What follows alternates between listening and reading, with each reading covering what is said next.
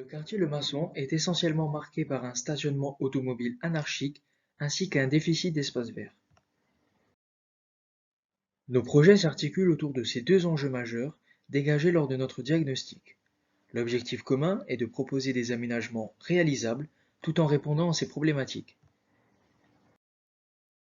Le square Masdrevon, localisé au sud du quartier Le Maçon, est d'une superficie de 5300 m², comprend deux aires de jeu, des espaces verts, un bassin fontaine et un boulodrome. Entièrement réaménagé en 1993, ce parc est un espace vieillissant, isolé et cloisonné, où le manque d'accès est manifeste.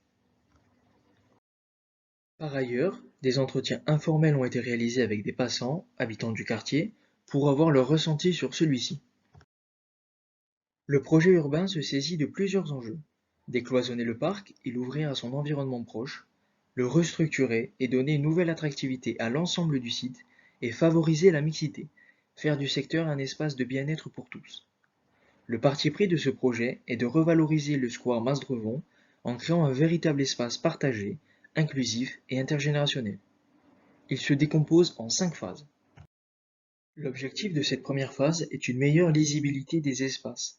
Cela passe par une restructuration du cheminement piéton à l'extérieur et à l'intérieur du parc, donner la possibilité aux habitants des résidences privées d'y accéder, mais encore l'ouverture sur le plateau sportif. Celui-ci sera un projet à part entière.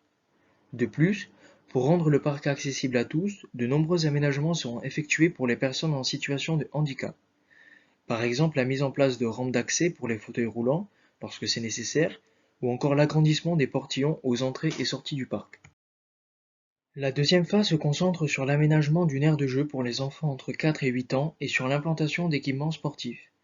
Dans notre volonté de faire du parc un espace inclusif, des jeux accessibles aux personnes à mobilité réduite et aux personnes en fauteuil roulant seront mis en place. La localisation de cette aire de jeu permet une forme de continuité avec le City Stade, situé sur le plateau sportif. Ensuite, la phase 3 se focalise sur la création d'une aire de jeu pour les enfants de moins de 4 ans. Celle-ci a été pensée de manière moins conventionnelle car nous nous sommes inspirés du parc à Alfortville dans sa philosophie, c'est-à-dire offrir aux tout-petits un espace dans lequel tout leur sens serait mis en éveil, un espace consacré à l'exploration et à la découverte. Cela se matérialise par une végétation diversifiée, des matériaux contrastés, colorés, aux textures changeantes. L'objectif est d'inscrire cet espace dans un renouveau des aires de jeu. La quatrième phase met l'accent sur les espaces verts et sur les activités calmes.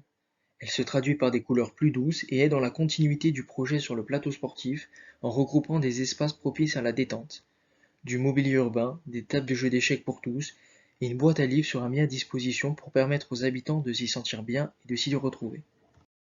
La dernière phase du projet appuie cette logique d'espace vert et présente le projet de la mairie de Montpellier, c'est-à-dire la suppression du boulodrome actuel et l'implantation de vestiaires et clubhouse pour le stade Jean-Braun.